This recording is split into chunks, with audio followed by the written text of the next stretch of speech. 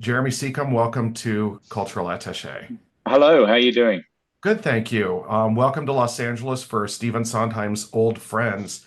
But before we talk about Los Angeles, after Los Angeles, you're going to be making your Broadway debut, I finally, am. Yes, with yeah. Sondheim's Old Friends. How does it feel to know that your Broadway debut is just, a matter of weeks away from you now? I'm absolutely over the moon about it, actually. It's something from a small a little boy from a small country town in Australia. Never in my wildest dreams would I have ever thought that would be on the cards.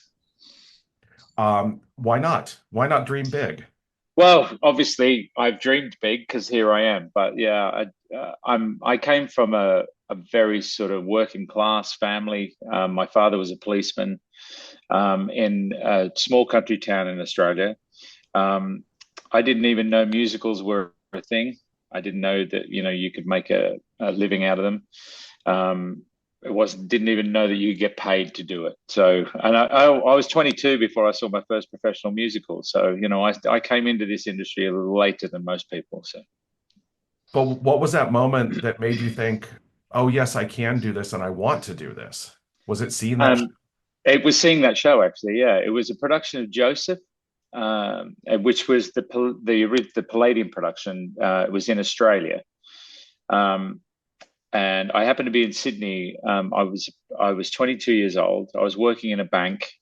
I had a night to myself in Sydney, and I thought, oh, I might just go and see a musical. And I just sort of bought a ticket and went and sat. And I literally remember sitting down, watching the show, and having that realization of just going, hang on a second, I could do this. So I'm so sorry, my phone's telling me that I have a meeting.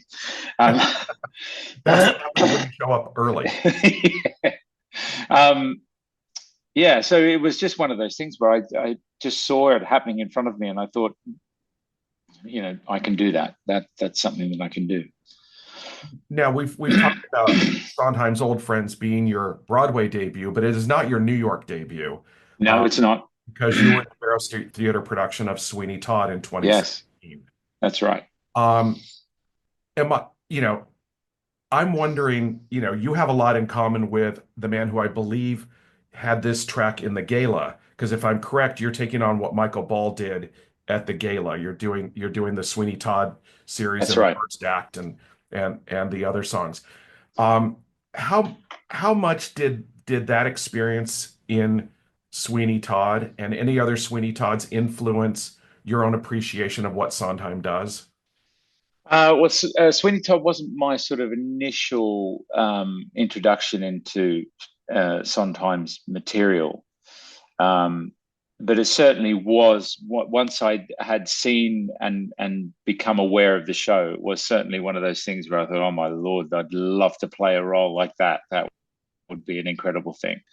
Um, but yeah, growing up, my parents had a very eclectic taste in music. So they had an album that had some Sondheim on it.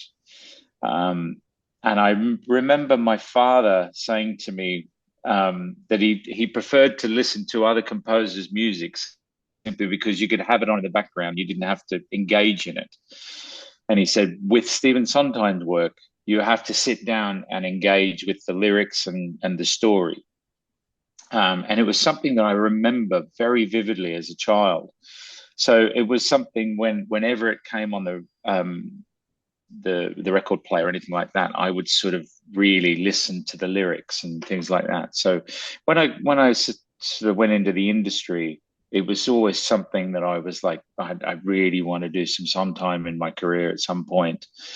So yeah, I mean, when it came up, um, I did a very small production in a pie shop that turned into something that none of us thought it would. Ended up doing it in New York and meeting Steve and working closely with Steve, and then to be asked by Cameron to sort of be involved in the gala and to sing with Michael, who was doing the Sweeney track in the gala, was an incredible sort of thing. I just wanted to be a part of it to sort of pay my own tribute towards Steve. So for this to now continue and me making my Broadway debut doing this track is inconceivable to me. It really is. Well, it's probably inconceivable that you could ever call him Steve, too. Well, yeah, absolutely was. Yeah. That moment where you sort of say Mr. Sondheim and he says, no, no, please call me Steve. And you get to refer to someone that you've revered for such a long time of your life. Um, and he was such a character, you know, and an incredible mind. It was the most incredible mind. Anytime there's a production of Gypsy, as there is now on Broadway, Yeah. everybody talks about how Mama Rose is the Mount Olympus for women in musical theater. But don't you think Sweeney Todd is the Mount Olympus for men? Certainly in his canon, 100% it is. Yeah. It's an incredible role to play.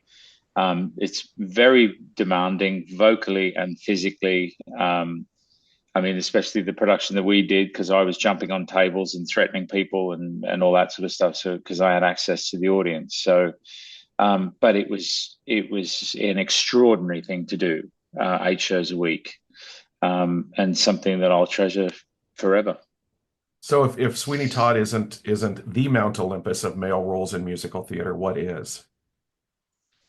Well, it's like I said, it is in Sondheim's sort of canon, I think. I mean, there are other musical theatre roles that are just as vocally demanding. Valjean comes to mind.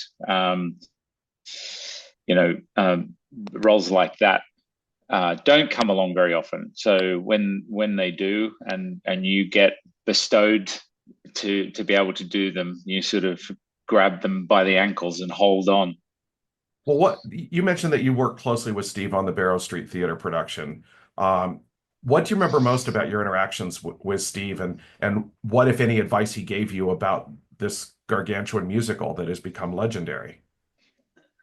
Um, one of the things that I will always remember about Steve is he wasn't the easiest man to talk to. He was quite a guarded character, but when he spoke about his show, he became very animated about it. So, on a one-to-one situation, if you were just trying to make conversation with him, it was actually quite hard. But uh, when it came to the show, I mean, he literally wrote it, everything. So, it wasn't like I didn't do the lyrics, I didn't do the music or whatever. He did the whole thing from beginning to end. So, one of the things that I will always take away from it is that he said to me that everything I've written, every word, every syllable, every note, every change of note in something is there for a reason. So, and one of the things as well when I first met him is he apologized to me for some of the rhymes, and he said it was written for an American accent. So some of the rhymes don't work. I mean, I'm Australian, but with a British accent, they don't work as well as what he wrote them with an American accent in mind. And I sort of said to him, well, you don't have to worry about that. I don't think anyone's worried about that.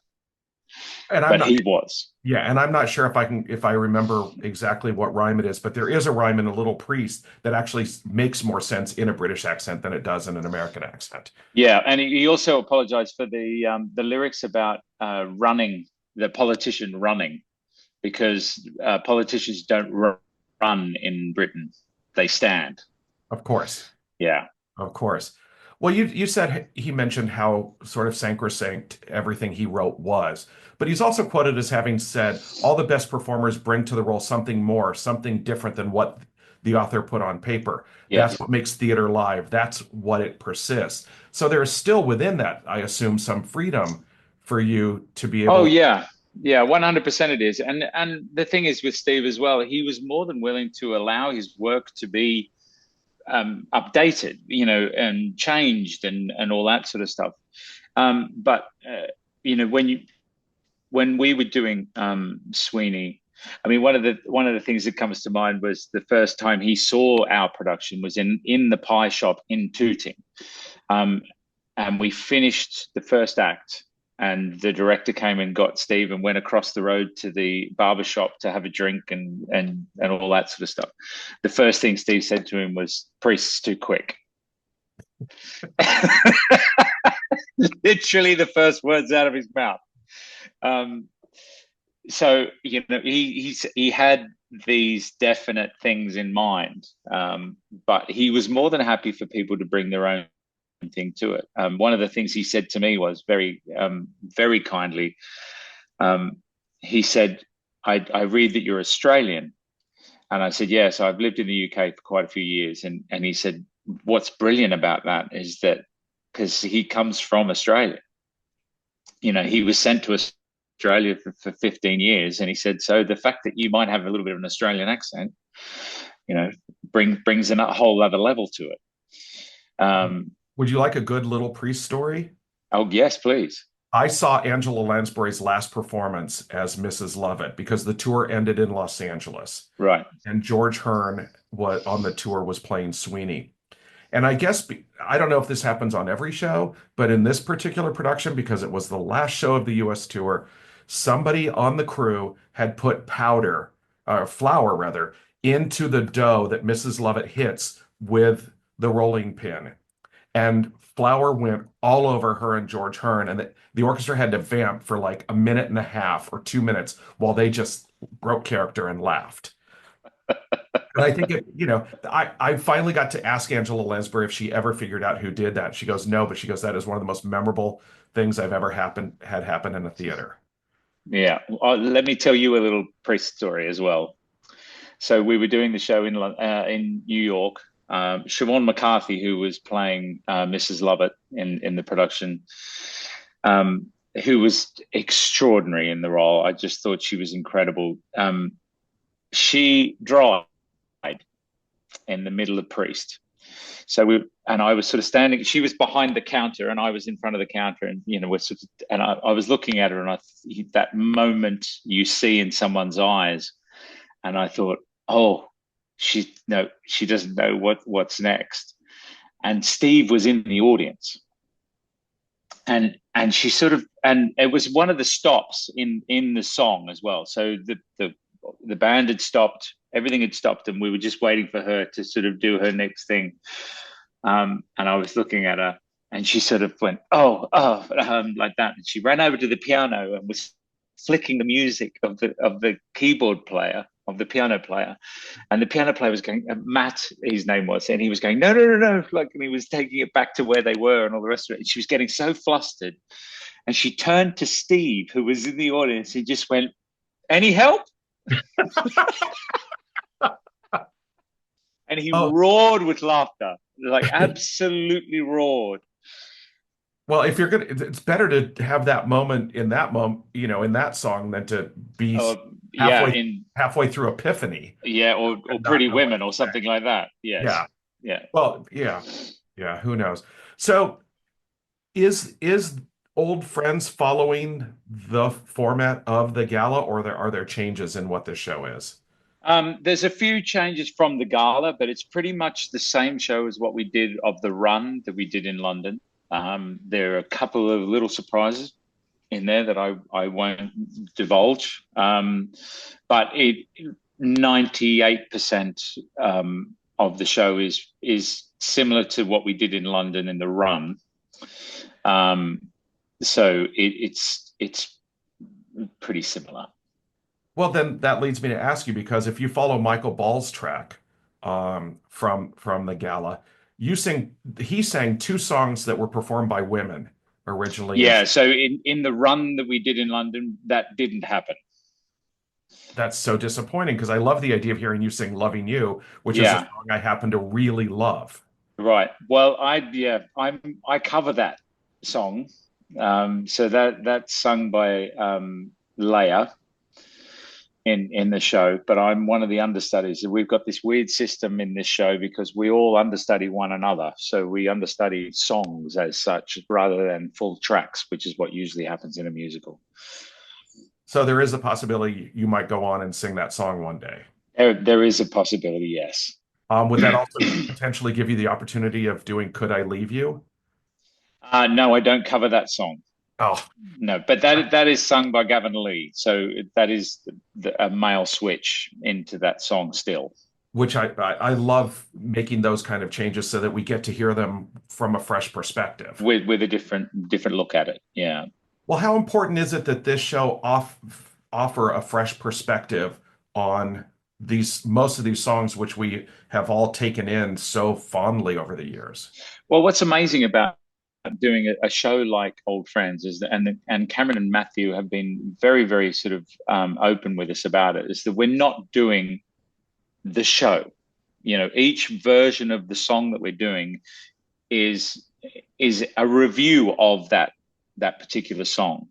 So one of the things that, like when Leia and I got together to work on the Sweeney stuff, Cameron kept sort of saying to me, "We're not doing the show." So we need to get out of the fact that that's not the judge that you're singing that duet with. You know, it's just we've got a guy just coming in to do it.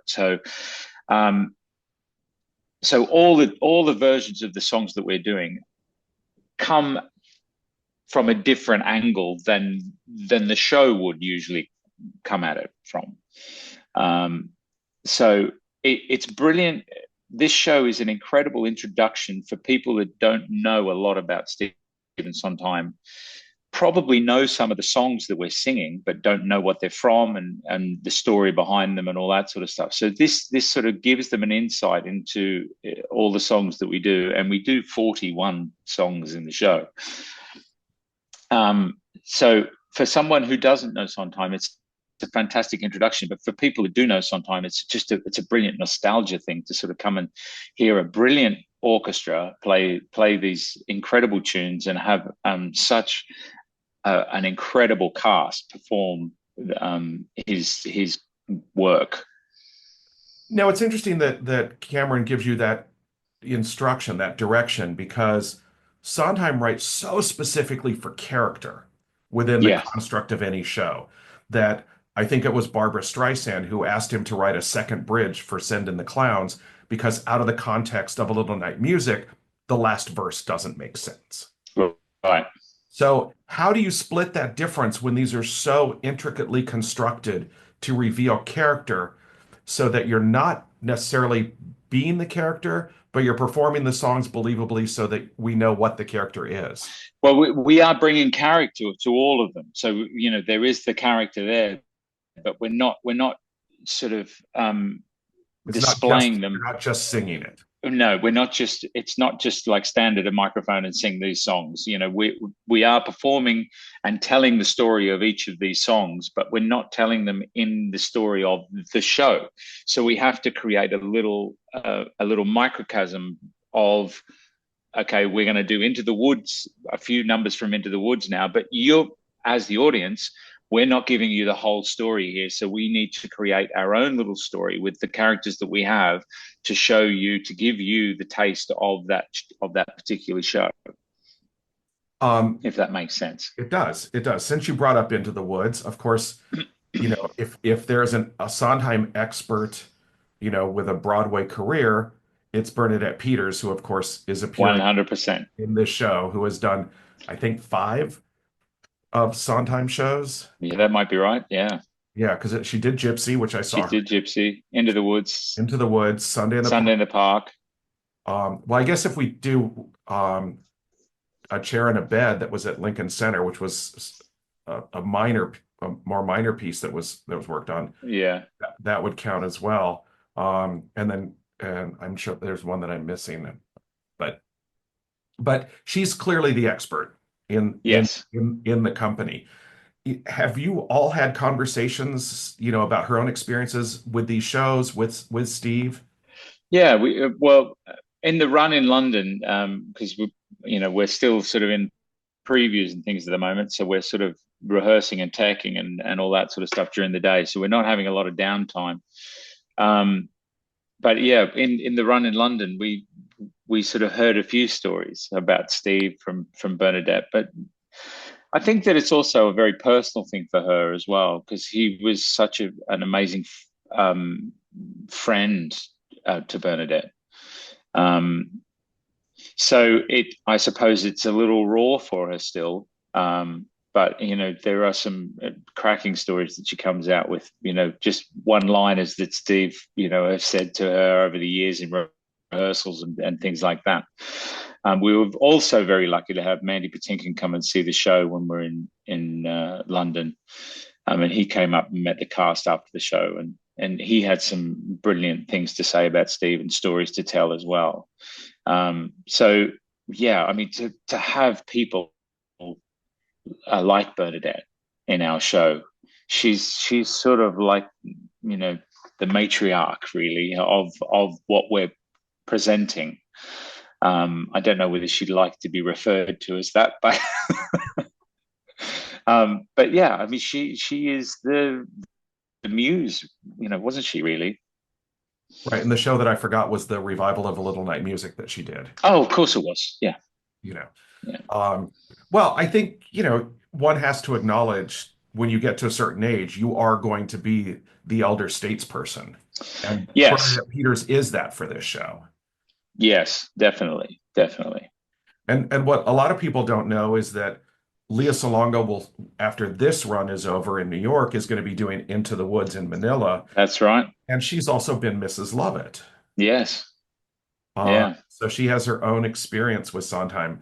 Um, yeah. is there anyone in this show for whom this show was the first experience doing Sondheim? Um, Now, I think I think Gavin Lee. I don't think that he'd done a Sondheim before we did the run in London. I don't know about any of the American. Oh, well, I mean, we've got a couple of quite young people. I don't know whether they've had any experience working on any Sondheim material. But I don't know whether Gavin had done anything. I could be completely wrong there, but it's an amazing thing to have such an eclectic group of people as well, from varying in ages. We've got a couple of 22-year-olds that are in the cast, and to sort of see them find this material is an incredible thing to sort of stand back and watch and have them rehearse the numbers that we're doing in the show and that they're covering and things like that. It's an incredible thing to watch. Well, I'm sure it's going to be an incredible thing. I'll be there Thursday night for the Oh, opening. well, please come and say hello. I'd love to say hello. That would be great. I would love that. Um, you did an interview in 2015 with My Entertainment World, which I believe is a Canadian publication. It was about Javert and Les Mis. And you Yeah, were asked whether Javert was a villain or not. And you said, I agree, he's stubborn, but he's not a villain. no, and I'd stand by that. And I completely agree. I completely agree. So my question to you is Sweeney Todd a villain? Is he a victim of circumstance? Is he a broken man, or is he just a little bit of all of that? He's a little bit of all of that, but to be honest with you, I think he's a victim of circumstance above all of it. Um, I truly believe that the man was just wanted to live his life. He had a wife and a child and all the rest of it, and he was a barber. And all of a sudden, someone in power decided that they wanted his wife. And back in those days, the person with the power had the power. I mean, let's look at the world today. But it is one of those things where he didn't do anything wrong. He was sent away. He lost his family, his life, and all the rest of it. All he wanted to do was get back to London and find his wife and his family and get on with his life. But when he came back, he found things that changed him. And I believe the way I sort of looked at it, he has a mental break. So there is sort of some mental health issues and all that sort of stuff that I think he goes through. But at the beginning of the story, he's just a man looking for his family. But I mean, he's the poster child for a man with a broken heart. Yeah, 100%. So when I saw the most recent revival that was done on Broadway, On Broadway, yeah. yes, at the moment when Judge Turpin is killed, the audience cheered. And I was aghast because that has never been my reaction to judge. That just elevates the tragedy to me. Yeah. And I'm wondering how you would respond as an actor in that moment and hearing an audience laugh to the fact that Sweeney has actually exacted the final revenge that he required. Well, one of the things about being a live theater performer is that you have no control over the audience reaction. Um, one of the things that I used to despise was people clapping when Javert killed himself. I'm like, that's not what it's about. But that you have no control over that, so you just have to accept that that's the reaction that the audience are giving, and all the rest of it. But I think that of anyone that is in the story, and if you're telling the story the way it should be told, um, you know, it's a human, but there is also this whole thing of a human reaction of laughing or cheering when they're uncomfortable. You know, so if you don't know how to sort of engage with your own emotions, maybe you get uncomfortable and you do things that you might not do in a situation that if you're in, and things like that. But I think that um, as a performer, you just have to let that go. I think that's the thing you have to. Well, and when you were doing Sweeney Todd in New York and you had the audience, you were on top of the audience, literally. I saw the production, sadly not with you. But it must be very different when your proximity to the audience is a lot closer in a production like that than it is in something like Old Friends, where it's, a traditional proscenium theater and the Yeah, lights are so bright you can see maybe the first row. yeah. I mean, the thing with doing the production of Sweeney that I did is that you had a little bit more control over the audience because I had access to them. So, if someone was making noise or talking or anything like that, all I had to do was look at them, and acknowledge to them that I knew that you were talking. Stop talking. By doing that, you have that control over the room. But in a normal theatre situation where there's 1,600 people rather than 100, you don't really have that control. Um, so there are certain moments in the Sweeney that I did in at Barrow Street where there were times where we had things that were going on, people's phones going off and things like that, where you could acknowledge it in the middle of it, just give them a look and just like look at the phone, and people would get very, very embarrassed by it. In a theatre situation where there's 1,600 or however many, you don't get to have that. Well, and if you have a knife in your hand, it's even more powerful when you give them. Yeah, exactly, exactly. I have several friends who have already seen the show in Los Angeles, and every single one of them said they started crying 20 minutes into the show and that they found Yeah. themselves deeply emotional through the entire run of it, and even more so after it was over. I've seen you post about how emotional it is. What is it about Old Friends that evokes so much emotion for both the artist on stage and the audience in the theater?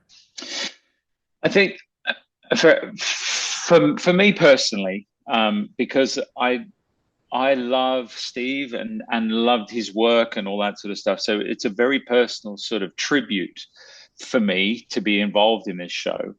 Um, I think that anyone that comes to the show with any level of that sort of love for Steve and his work and all that sort of stuff is going to be touched by what happens on stage in Old Friends. There are certainly personal things for me. One of them being that I get to be on stage with Bernadette. We finished Act One with a song that I don't know whether I should say what it is, but it's just the most incredible thing. And every single time we got to it in London, you could feel the audience grasp and hold their breath as soon as it started, because it's certainly a moment for anyone that has love for musical theatre will just revel in the fact that it's happening in front of them. Um, and I think that that's what happens throughout the show. There are certain moments where people will love certain songs, certain shows, and when we get to them, there's that nostalgia, that tribute to Steve, the sorrow that Steve is now gone, the all of that. And I think that the show Old Friends that has been put together, it is so classy, and it holds Steve in such high regard. Um, and the performances are extraordinary, and it looks extraordinary, and it sounds extraordinary, and and I just think that it's a proper classy tribute to an incredible man and a genius of musical theatre.